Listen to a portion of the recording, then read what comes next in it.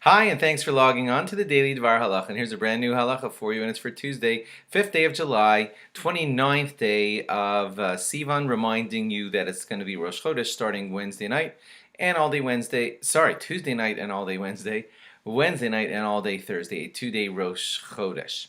Okay, now today's law or explanation. We've been talking to you a lot about honoring Torah and walking behind it if it goes past you, when to stand, etc. I wanted to take a step back now and just say one general thing for you, which we haven't said yet, and that is, what does it mean exactly when we have laws about honoring the Torah? After all, a Torah is an inanimate object. So if you were to not walk, behind it or not stand up as it went by, the Torah is not actually noticing it per se. It's an inanimate object.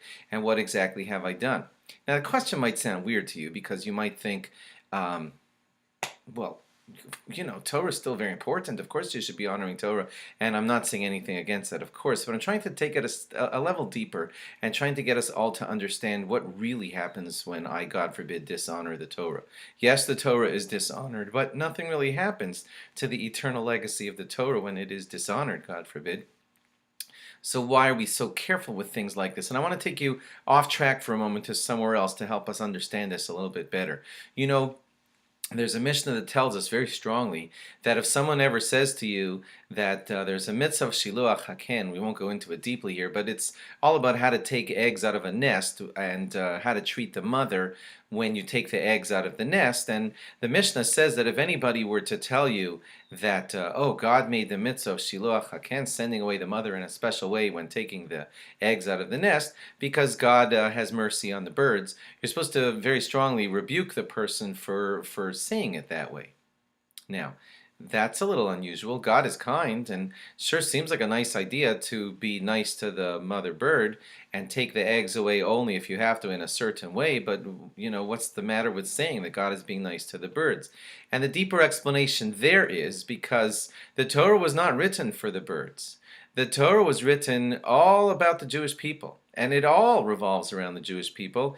We even say, Bishvili Nivra Ha'olam, the universe was created for me. Now, when you think of it like that, then let's get back to Torah now. If someone were to, God forbid, dishonor a Torah, of course it's bad to dishonor a Torah. But on a deeper level now, I'm going to help you understand, I hope, that of course it's bad to dishonor the Torah. But when you, God forbid, dishonor the Torah by not standing up when it walks by or something like that, then what happens is God didn't write the Torah for the birds. God didn't write the Torah for the honor of the Torah. He created the entire universe and the Torah and everything for the Jewish people. So if you were to, God forbid, not stand up for the Torah, something terrible would happen to you, not the Torah. That's my main point right there, just in case I lost you. That's the punchline. Nothing happens to the Torah. Its legacy is forever. But if you, the Jewish person, are callous as the Torah goes by, something terrible happens to you.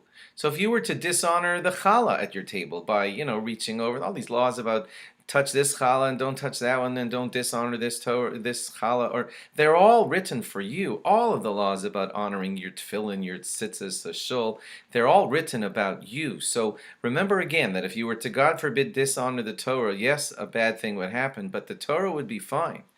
What would happen is, God forbid, bad things would happen to you, because if you were to become callous about any mitzvah, especially the important mitzvah of Torah, then a great flaw would happen in you. So please remember that when you stand up for Torah, you're actually doing something good for the Torah, of course, but you're inculcating in yourself, here's the punchline, inculcating in yourself a great honorable feeling for Torah. And that's what that mitzvah is about. That's what all of the mitzvahs are about. The world was created for you. The mitzvah Shiloh Haken was created for you.